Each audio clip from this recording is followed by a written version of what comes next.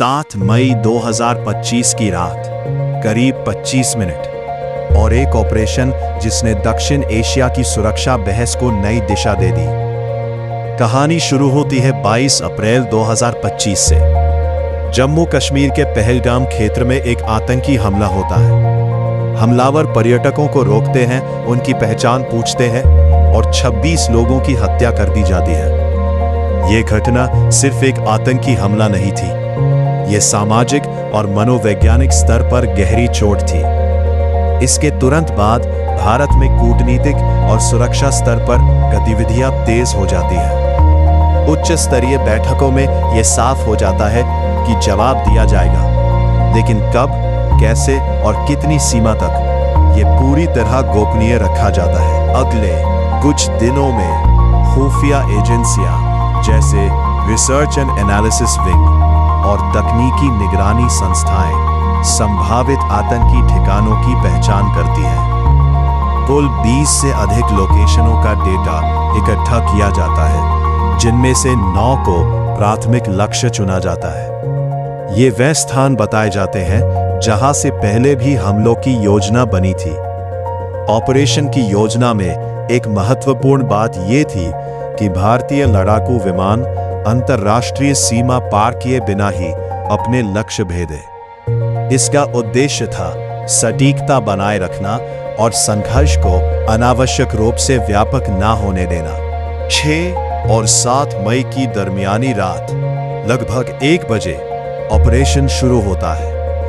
भारतीय वायुसेना के लड़ाकू विमान, जिनमें उन्नत तकनीक से लैस प्लेटफॉर्म शामिल थे, तय दूरी से मिसाइल और गाइडेड बम लॉन्च करते हैं। रिपोर्ट्स के अनुसार इन हथियारों में लंबी दूरी की क्रूज मिसाइलें और प्रिसिजन गाइडेड म्यूनिशन शामिल थे, जिनकी मारक क्षमता सैकड़ों किलोमीटर तक हो सकती है।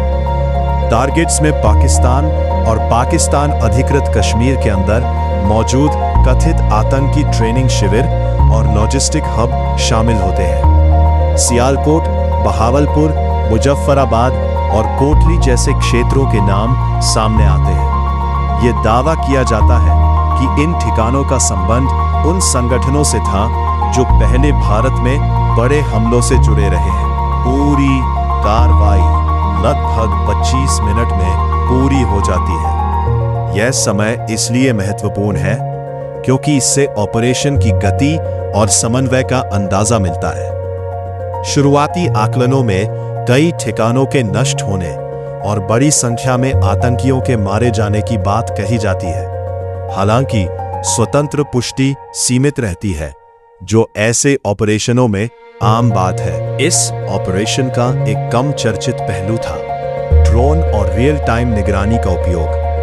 कथित तौर पर ऑपरेशन से पहले और दौरान निगरानी ड्रोन लगातार जानकारी भेज रहे थे, जिससे लक्ष्य की सटीक पहचान और नुकसान का आकलन संभव हुआ। इस ऑपरेशन का एक कम चर्चित पहलू था ड्रोन और रियल टाइम निगरानी का उपयोग। कथित तौर पर ऑपरेशन से पहले और दौरान निगरानी ड्रोन लगातार जानकारी भेज रहे थे, जिससे लक्ष्य की सटीक पहचान और नुकसान का आकलन संभव हुआ। कूटनीतिक स्तर पर भी गतिविधियां तेज हो जाती हैं। भारत प्रमुख वैश्विक शक्तियों को इस कार्रवाई की जानकारी देता है। कई देश आतंकवाद के खिलाफ सख्त कार्रवाई की आवश्यकता पर सहमति जताते हैं, जबकि क्षेत्रीय स्थिरता बनाए रखने की अपील भी करते हैं। ऑपरेशन सिंदूर को लेकर एक और महत्वपूर्ण बात सामने आती है। यह सिर्फ सैन्य कार्रवाई नहीं थी, बल्कि एक संदेश भी था। संदेश ये है कि जवाब सीमित लेकिन सटीक हो सकता है, और यह है कि रणनीति अब पारंपरिक सीमाओं से आगे बढ़ चुकी है।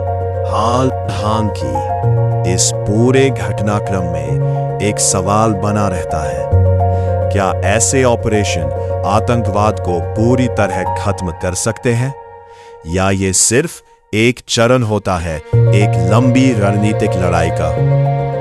सच्चाई यह है कि आधुनिक संघर्ष अब सिर्फ सीमाओं पर नहीं लड़े जाते, वे सूचना, तकनीक, कूटनीति और मनोवैज्ञानिक प्रभाव सभी स्तरों पर एक साथ चलते हैं। ऑपरेशन सिंदूर ऐसी बदलती हुई युद्ध रणनीति का एक उदाहरण बनकर सामने आता है, जहां हर कदम नापा तौला होता है और हर संदेश कई स्तरों पर असर डालता है। और अंत में सवाल वही रहता है, क्या ये सिर्फ एक ऑपरेशन था या आने वाले समय की रणनीति की